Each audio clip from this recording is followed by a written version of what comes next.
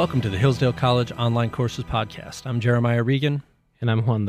We are back with American Citizenship and its Decline with Victor Davis Hanson. On to lecture number 8, the last lecture, The Global Elite and the Great Reset. Now, this is interesting because Professor Hanson points out that globalist ideas in some form have always existed throughout history, and they always have the same defects. This is an interesting lecture for me because we made this course originally before COVID. And, you know, I'm a graduate student, so I'm naturally skeptical of everything. And I've always been a little skeptical of a global elite and a global government. And after the COVID summer in 2020, I was invited by a friend to Mexico, to a little, very small town, probably population 5,000 in Mexico. And in this little small town in Mexico, in those little stores, when I walked into the store, I had to wear a mask. And the store, which has 2 aisles, because that's how small the store is, had arrows on the floor pointing on the direction that I have to go in those aisles. And I thought to myself, where do they get the instructions that they need to point in the aisles in this way? And to me, that was just a clear sign that, wow, these COVID restrictions and lockdowns and guidelines and are ubiquitous. They've gone everywhere in the world somehow. That's really funny you mentioned that, because I had the same experience going in the opposite direction. So this is late summer, and in Hillsdale, the COVID hysteria had kind of started to wane. But I went with my 2 oldest sons up to the Upper Peninsula of Michigan. You went south, I went north, all the way up to the shores of Lake Superior, and they were just getting on the COVID hysteria train. They had resisted it, or it hadn't really come through too much, but it eventually made its way up to northern Michigan. And in the beautiful summer, no one was sick. People were starting to look at you sideways if you weren't wearing a mask or weren't standing 6 feet away from other people. Yeah.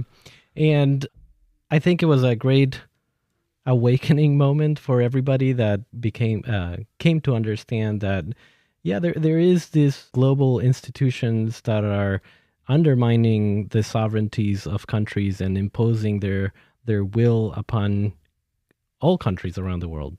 Well, in a way, to their credit, they were very forthright about it. I mean, you publish a book called The Great Reset that explains how we're going to reinvent human society. They put their cards out on the table. Yeah, we here at Hillsdale, we had a lecture series on the Great Reset a few years back. And we, share those with people and we post them on Facebook. And we always get a warning from Facebook saying, this is a conspiracy theory. They published a book called The Great Reset. They said that this is what they're doing. That's what they call it. Well, and we also have the benefit of hindsight. All the things we were told were conspiracies. Oh, you're a conspiracy theorist if you say masks don't work. You're a conspiracy theorist if you say 6 feet is not a valid criteria. And then we learned that these things were just made up. They don't actually work. The masks were more detrimental than they were helpful. And you find out, well, there was some kind of plan behind this, and it was designed towards creating a global citizen, which is a defiance of the word of citizen, and changing the way that human beings interact. You'll own nothing and you'll be happy. Well, if you want to help us spread information, which Facebook calls misinformation, but they're actually the misinformation advocates. If you would like to help us spread education and information throughout the country, please consider donating to Hillsdale College by going to hillsdale.edu/course. That's hillsdale.edu/course. Your donations will help fund online courses, our K-12 initiative. They will help us spread the word throughout the country to our over 6 million Imprimis subscribers, and they will help people like you stay informed and know what you need to know to live a happy life.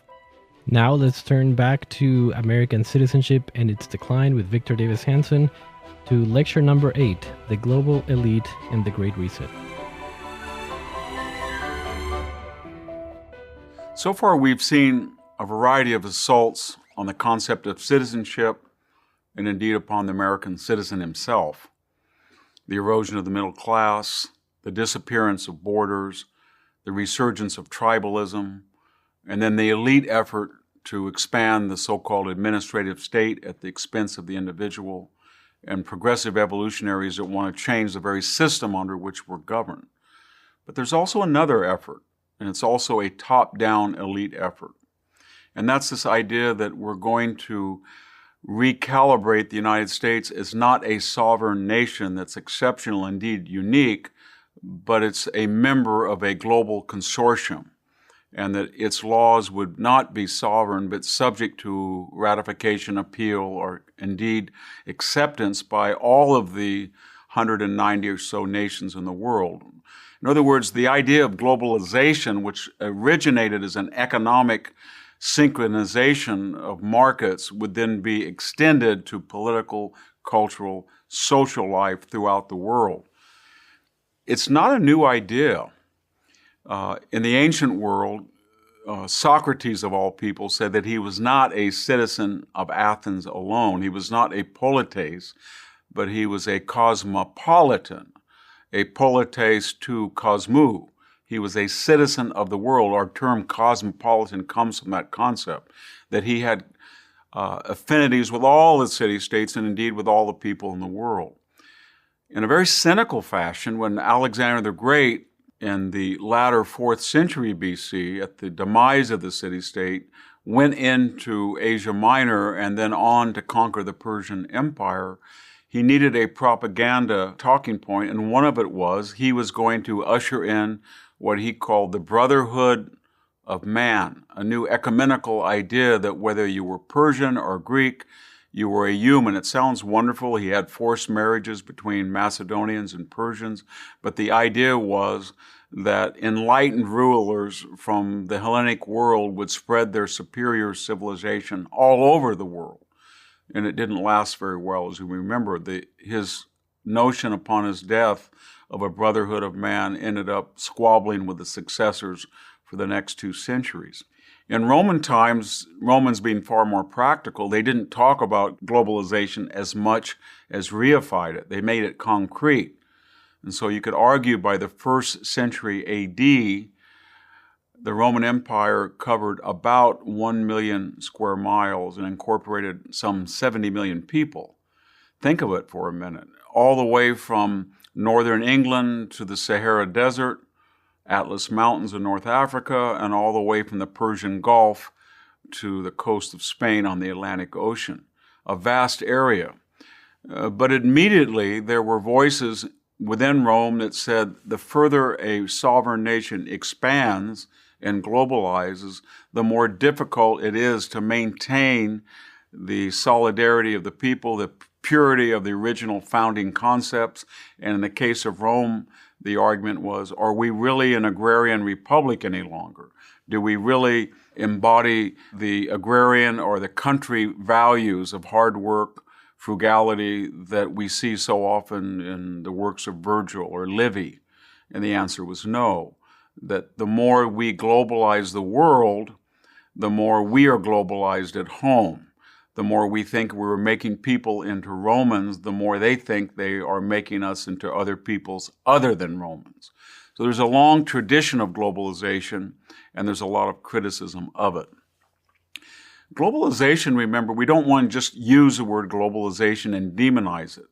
It's really a synonym for westernization, and that is a proliferation of free market economies that have higher outputs of goods and services, and they more efficiently allow people to produce goods and material things. So under globalization, when countries dismantled trade laws, or when they synchronized their method of foreign exchange, or they were able to communicate either through iPhones or email or podcasts or movies, then the world was united. And that meant some good things. There were people in the Amazon basin that had access to lens crafters' glasses.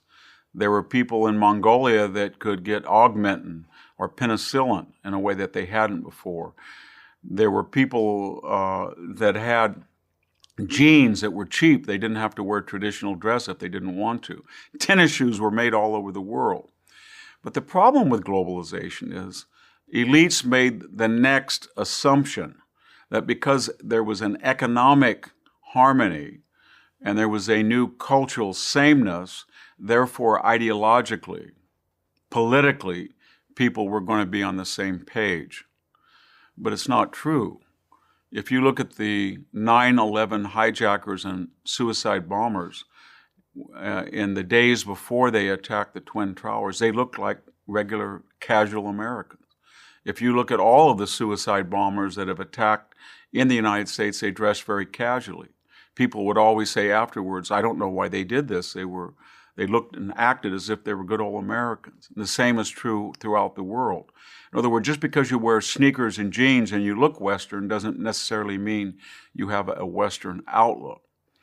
But more importantly, there was a question, if we're going to the next step and we're going to surrender sovereignty, to whom are we going to surrender sovereignty to? When the current Secretary of State, Anthony Blinken, says, I'm really worried about racism in the United States, I'm going to invite in the United Nations to see where we're wanting, who is discriminating against whom in the United States. But the United Nations is not just a construct. It's a consortium of nations of whom only half are democratic. So what Mr. Blinken was saying is, I'm going to invite in half a commission, half a committee, half an investigatory body of whom they don't follow the rules of democratic government. And at home, they are very illiberal, and they don't give human rights. And therefore, they're going to judge us, they're going to cast stones at us, but we can't cast any back at them. And so the problem with world government is that there is no uniformity of politics despite economic harmony or synchronization, as I said earlier. Look at the International Criminal Court. This is an idea that an international body would have sovereign power over an individual nation's military. So if the United States was an extremist in Afghanistan, if they had a trap battalion and they called in air support or they called in artillery strike, whether that was legal, moral, would not be adjudicated by a JAG officer or the Joint Chiefs, or it would be referred to the President, or it would be fought over in U.S. Congress. It would be referred to the International Criminal Court, of which there may be members that are not democratic on it. Or they may be virulently anti-American. And then they may find an American soldier guilty of a war crime, and then in theory they could extradite him, and their judgment would be superimposed on the American judicial system. We have all sorts of people in the United States who approve of this. The late Ruth Bader Ginsburg at one point said, I don't know why we are confined to American examples and citations and references and metaphors and similes when we want to discuss the Constitution. Why don't we look at the South African Constitution for guidance? And so there are people within the United States who think our system, even though it's the longest surviving constitutional government today, and it has a dynamic economy, a huge military, and the best educational system of higher education, at least, we still have to look at other systems for guidance in how we form our constitutional system or for jurisprudence. Again, this is not new. One of the problems that globalists or cosmopolitans learned very early in the 20th century during the progressive movement was when you surrender sovereignty to these international bodies, then who is the police? Who polices the police? So the League of Nations, which was envisioned under Woodrow Wilson's Versailles agenda, for a very brief time seemed to be successful in adjudicating international disputes of trade or jurisdiction or borders until Adolf Hitler or the Japanese militarist or Joseph Stalin said, I don't need to listen to you. In other words, when the Japanese went into Manchuria, or the Italians went into Somalia, or Hitler began to go into the Saarland or the Rhineland in violation of the Versailles Treaty, or the Soviet Union began killing its own people en masse, and the League of Nations objected vehemently, they essentially said, how many divisions do you have? Do you have as many? How many battleships do you have? And so World War II doomed the first incarnation of a united group of nations, the League of Nations. After World War II, the same suspicious idea resurfaced with the United Nations. But this time we were going to have a Security Council, and they were going to be the world's top powers, the strongest, the most successful. And then they could be the enforcer. But the problem, of course, was that very early on, the Soviet Union was not the solution to the problem, but it was the problem itself. And so today, when we have a problem, the United Nations can give moral support, which is very dubious because half of its resolutions, at least until recently, were aimed at tiny democratic Israel, not other offenders of human rights like Iran or the Palestinians, Saudi Arabia, Pakistan, etc. So the idea is that if you surrender your sovereignty to the United Nations, then how is the United Nations going to discipline countries that have violated norms of human rights, constitutional order, international commerce and trade agreements? Because there's always going to be some country who's powerful by breaking the rules and going beyond its own prerogative. In other words, China. So the problem is not today Italy of Mussolini or Hitler of Germany or the Japanese militarists of the 1930s, but it's an aggressive, communist, autocratic, and anti-democratic China that has currently 1.5 million people in camps.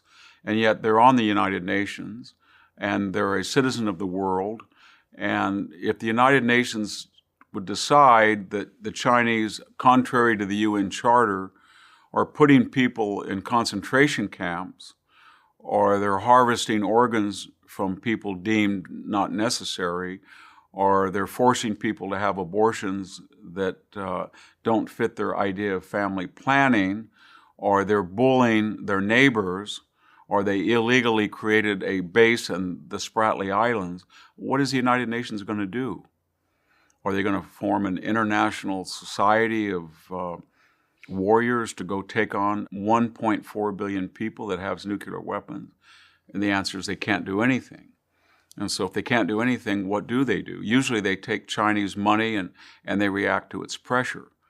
And so in 2020, we saw an international pandemic, and our United Nations Charter Medical Organization, the World Health Organization, warned us from the very beginning, do not issue a travel ban against China. Think of that for a minute. A virus under mysterious circumstances originated in Wuhan, China. Almost immediately, once it was known, the Chinese barred all internal travel into Wuhan, and all Wuhan residents could not leave to other cities in China, and yet people from Wuhan, many of them infected, were flying on direct flights to Europe, the United States. And at that point, the President of the United States said, I'm not going to listen to the World Health Organization, I'm going to issue a travel ban. Better late than never. And then we learned that the World Health Organization was essentially parroting or mimicking what China wanted. And why did they do that? Because of Chinese money and Chinese pressure.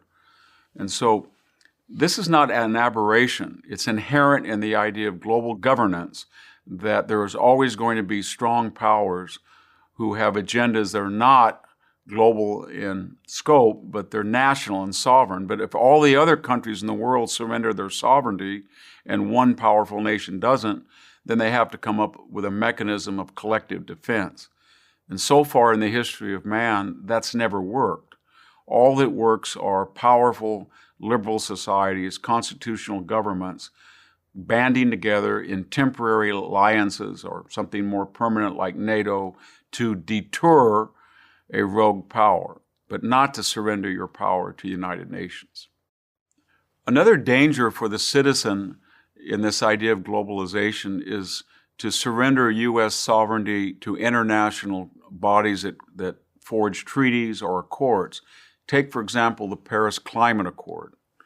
The United States, because of its use of natural gas and its transitioning away from coal to natural gas power generation, has had a marvelous record in reducing carbon emissions. In fact, it's had a much better record than Europe, not to mention India and China.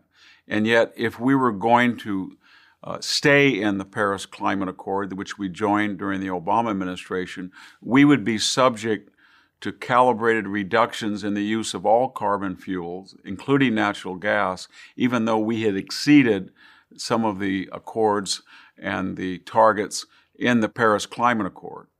And so when we left the Paris Climate Accord, we were in this Orwellian position of being damned as the Lone Ranger that was not willing to follow international standards, but we had actually exceeded the reduction in carbon emissions by the people who remained in the Accord.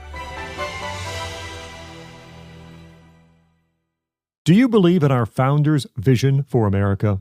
That our republic will only survive if we are an educated and informed people who know our rights and duties. Since 1844, Hillsdale College has sought to educate all who wish to learn about these timeless principles of self-government. For more than 50 years, the college has worked to spread that mission by sending Imprimis to millions of Americans. Imprimis features some of the best speeches given at Hillsdale events, and now an audio version of the popular Speech Digest is available in a new podcast of the same name.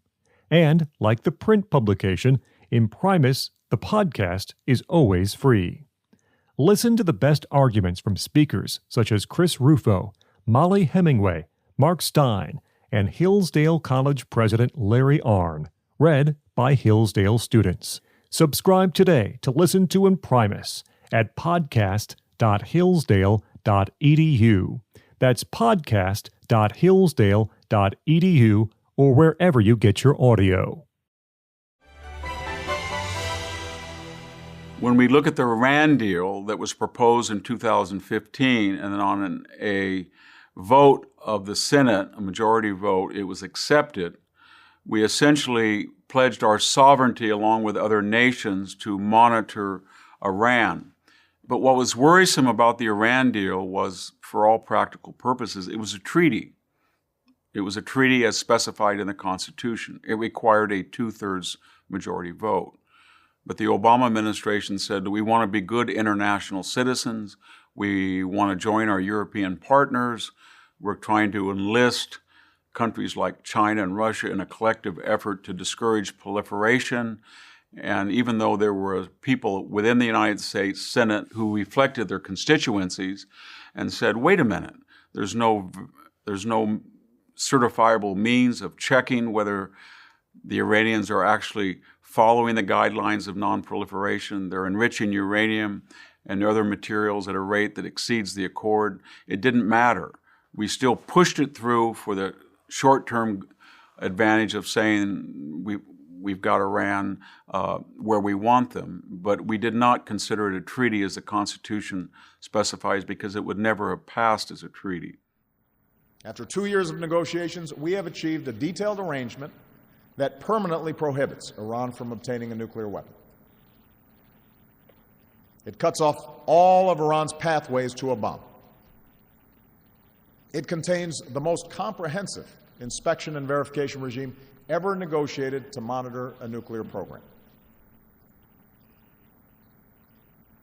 As was true in previous treaties, and when we look at all of these efforts to surrender authority from the United States to global bodies, we've got to remember that there is an agenda, an international cosmopolitan agenda by very wealthy people, very sophisticated people, very educated people. I'll give you the final example, and that's something called the Great Reset. Klaus Schwab, the architect of the Davos Group, who discovered, created, inaugurated the idea that all of the world's luminaries, the best captains of industry, the best Silicon Valley architects of the internet, social media, the most impressive military leaders, the most impressive politicians, they could all assemble at Davos, Switzerland, among friends, and even though they were of different countries, they all were so enlightened that they could agree that the world was getting too hot. And there had to be an international body that overrode recalcitrant legislatures or dictators or theocrats or democracies or republics. And they had to tell corporations, you're making too much money. And you can't have individual nations saying, come to Ireland and we'll give you a tax break, when other countries then would be in a rival situation saying, come to Germany or come to Italy and we'll give you a lower tax break. We're going to rig the system, so to speak, so that no individual nation can outbid another with tax incentives to attract corporations. We're going to tell all corporations throughout the world that their board must reflect diversity, equity, and inclusion. And their investments cannot be based on the market reality or the idea that you just enrich your stockholders through performance and investment. It has to reflect the social concerns that we as elites decide are more important. And this group now is very earnestly trying to fan out through their respective countries to harmonize all of the nations of the world to turn over their sovereignty to the select group. And again, if you sound suspicious, it's because you know how the script is going to run, because you've seen the League of Nations and you've seen how the United Nations work. While they're talking in these utopian strains, China is systematically violating patents, copyrights. It's appropriating technology illegally. It's dumping currency on the world market. It's running up vast surpluses. It's bullying Taiwan. It's bullying Japan. It's bullying Australia. It's bullying the Philippines. And it's the elephant in the room. And yet the Great Reset doesn't have any notion, much less any written plan or agenda how to corral China so it becomes a proper player in the global community. Globalism, then, is a threat to the rights of American citizens and their privileges and responsibilities in the same way that the administrative state is and progressive evolutionaries are. Since the Dying Citizen was completed, recent developments have suggested that there are still fundamental challenges to the sanctity of citizenship. And American citizens are threatened by the loss of their middle class, by the loss of their sovereign borders, by their loss of the melting pot, and especially from elites, the dangers remain of an administrative state, of an evolutionary process that would destroy the Constitution, and globalism that would surrender our sovereignty to an unknown body of world experts or technocrats. Those dangers have only increased since I completed this manuscript. Let's review them very quickly. As I speak, there are 2 million people scheduled to cross the borders of the United States between Mexico and America. None of them are going to enter legally.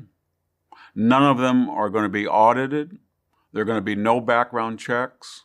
There's going to be, in a time of pandemic, no vaccinations for COVID. There's going to be no tests for COVID. There's going to be no sense of diversity that we're going to allow people across the southern border, but also the northern border, from Europe, from Africa, from Asia. They're largely going to come from Latin America and Mexico. It's not going to be meritocratic. We're not going to ask them, can you support yourself? Do you have skills? Do you know English? Do you want to integrate, assimilate into the American body politic? It's just simply a large influx, sort of late Roman Empire migration, solely for the purpose of enhancing the progressive agenda and the Democratic Party, or the idea that these are going to be new constituents. We're going to immediately expand the federal government to serve their legal, education, nutritional, housing needs, and in exchange for that largesse, they're going to express fealty to the progressive agenda. Whereas I worried in the last few years in the book, when I was writing it, that there might be changes to immigration law and there might be a porous border. We have no border, and there is no immigration law. And the President of the United States, who swore an oath to faithfully execute the law, simply doesn't believe the law even exists. That's been one of the most catastrophic developments in the history of U.S. immigration, just the last year. If we look more importantly at the middle class, we are emerging from a pandemic. We're emerging from a lockdown. We're emerging from people who've been cooped up in their homes for years. We're emerging from a very expansionary monetary policy. We're approaching $30 trillion in debt. the Trump administration, to get us through what they thought would be a recessionary times that could be permanent almost, pumped in over $1 trillion of subsidies. The Biden administration then was facing pent-up demand, a population emerging from quarantine, an already inflationary cycle where we were not producing goods and services because of the quarantine, or the population was not growing at a vast rate that would justify printing more money, and yet that's what we're doing. And the result of it is, for the first time in 30 years, we have an annual inflation rate of somewhere between 4.5% to 7%. Could be higher when we factor in housing costs, building material costs, fuels costs, food costs, power costs.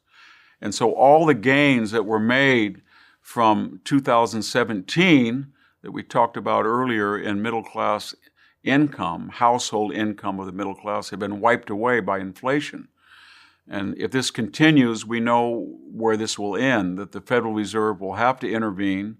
They'll have to raise interest rates. Once interest rates go up, people will not be able to pay for these inflationary prices for cars or major appliances or home. They'll stop buying, and then we'll have a recession. That was all concocted, engineered. All we had to do was allow the market to adjust, the Federal Reserve to keep the money supply pretty reasonable, and the pent-up demand would be met by increased productivity and increased labor. But when you subsidize people to stay home, and the wage from the government to stay home is higher than the market wage, then people will stay home and they will not produce goods and services. When you jawbone producers and say there's going to be a limit very soon to fossil fuels, we're in the age of renewable fuels, I don't think fracking has a future. We don't need the Keystone Pipeline. Let's put the ANWR oil reserve back off the market. Let's stop all federal leases. Let's beg Saudi Arabia to pump oil rather than us produce it. Then you send a message to producers that it's not going to be conducive, especially with envisioned new capital gains tax, estate taxes, income taxes that are all going to rise. And so the worst thing you can do for the middle class is to jawbone producers not to produce and encourage labor not to work. And yet that's precisely what we've done. We're also in the middle of something I don't think any American has ever seen before, and that is a new woke movement. It's not the civil rights movement that we're going to work very hard to make sure there's no prejudice, that there's no discrimination, that we don't judge people by their superficial appearance, that we relegate race to a secondary consideration. It's not the melting pot then. It's not integration. It's not even the salad bowl. The salad bowl says, well, we can't really integrate and assimilate people as Dr. Martin Luther King Jr. envisioned, but we're going to have quotas, or we're going to encourage people not to assimilate, but we're going to try to redistribute goods and services or offices depending on your percentage of the population. It goes beyond then the idea of affirmative action. What wokeness says is, according to one of its architects, Professor Kendi, and to the creators of the Black Lives Matter movement, is simply this. Because of discrimination in the history of the United States, it really can't be saved. The country was flawed from its beginning. And indeed, its beginning doesn't exist. It's not 1776, it's 1619 when the first African-American slave set foot on American soil, or what was then North American soil under British control. Even though race is not mentioned in the Constitution, even though the 3/5 clause governing slavery was not to discriminate, but just the opposite, to curb the power of what would soon be the Confederate states who wanted to get credit based on population and increased House representation by counting people they would not give human rights to, slaves. Doesn't matter. All of these considerations went out the window, and the new narrative was flawed at the beginning, can't be saved as it is, recalibrate, reimagine America into something else. And what was that something else? As Professor Kendi said, to stop discrimination, you've got to discriminate. To think about race in the abstract means that you have to use racial reverse prejudice in the concrete. In other words, for all the years of discrimination, say in the South, we now have to discriminate by promoting people on the color of their skin in proportions that are larger than their percentages of the population. Think of that for a minute. The very dubious idea that a person gets a job or is admitted to a body or a college based on their race, and the idea that there must be some racism that we haven't detected because their race is not represented in proportions to the general population. We're going to go beyond that. People in the past who did not feel they were represented at the proportions of their racial percentages now will be overrepresented as compensatory action. In other words, for all the fights we had 30 years ago about reparations, that question has now been answered. There are reparations, we're just not going to call them reparations. I wish I could be more optimistic on the elite side, the postmodern side of challenges to citizenship in the last few months. But here it's even more disturbing. We have an administrative state that doesn't seem to honor the Constitution. Now, all of us, you and I, we all deplore the January 6th riot at the Capitol. We all wish that anybody, and indeed we insist that anybody who broke the law, committed any felony, committed any misdemeanor, be charged. And if found guilty, they be punished. But the problem with the January 6th riot is multifold, and it goes to the heart of citizenship. As I speak, we have people in confinement who are apparently charged with organizing a riot or an armed insurrection. The media told us that. The investigatory bodies told us that. The Biden administration told us that. But here's the problem. No one has been charged with organizing an insurrection because it was not an insurrection, as the FBI has recently found. It was a bunch of wild, roguish people who broke into the Capitol. They committed perhaps a felony by breaking in, but they had no agenda to take over. They were angry over the election. And then it gets even more disturbing. We were told that 5 people died as a consequence of the riot, and that Officer Brian Sicknick was murdered, killed, violently attacked by Trump supporters. And we were told that one person was shot committing a felony. Okay.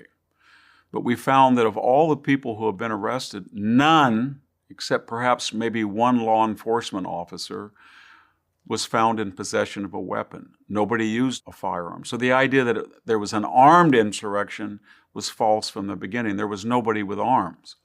The second worrisome development was that Officer Sicknick did not die violently by the hand of one of the rioters. He died a day later.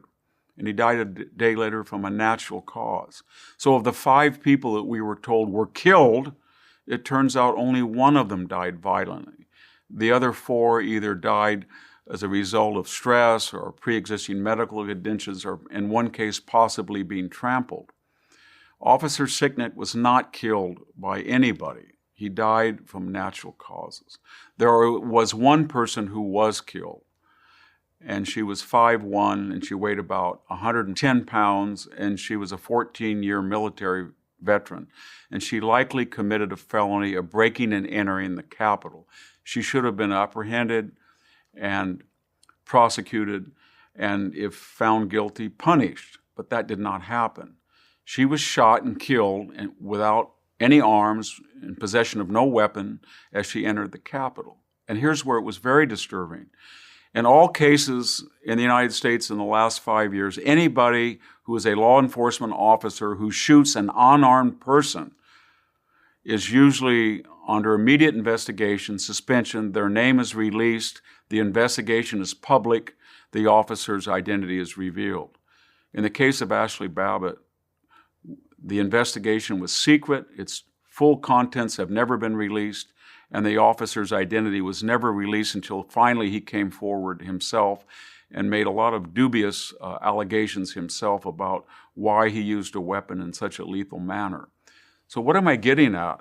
I'm getting at the equal applicability of the law and the administrative state's execution of the law. And while this riot was going on, we had a 120-day riot that had just finished, and that was the summer of 2020.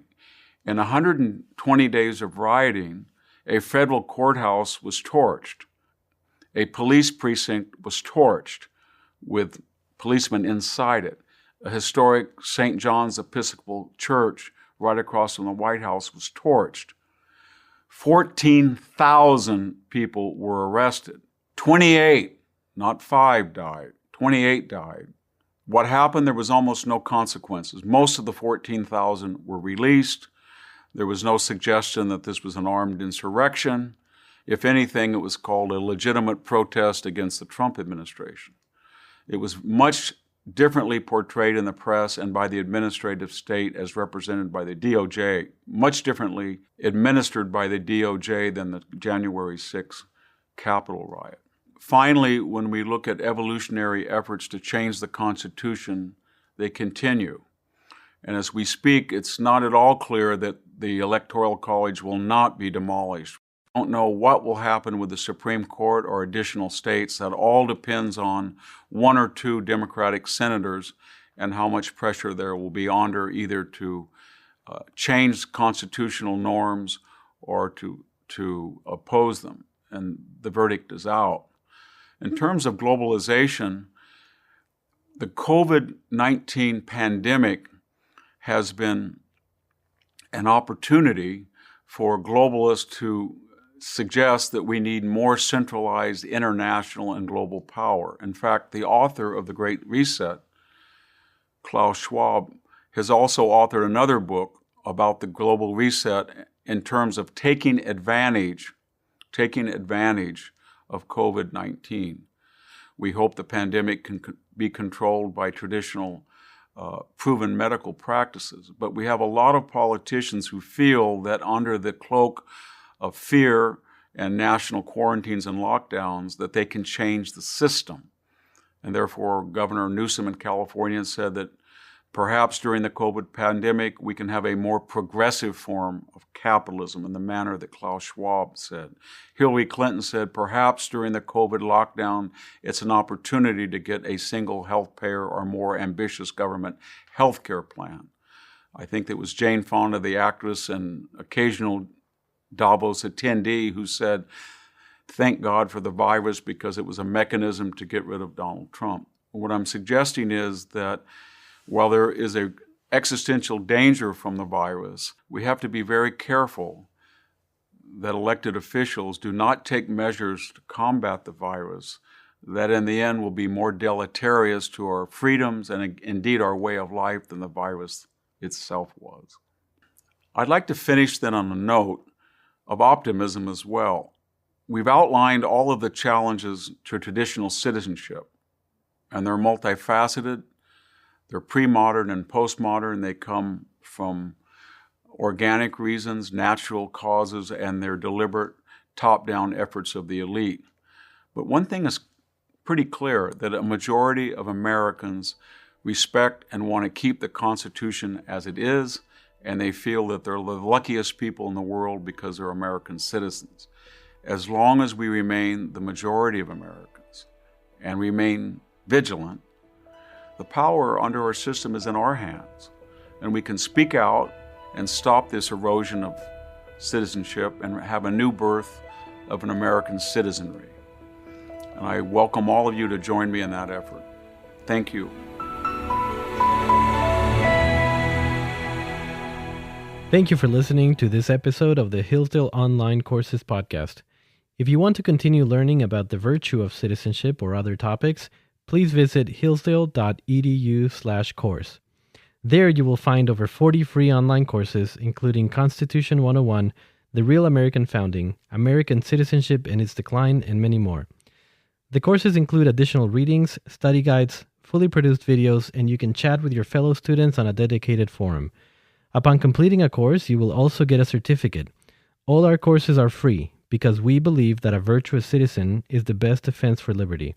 So pursue the education necessary for freedom and happiness at hillsdale.edu/course today.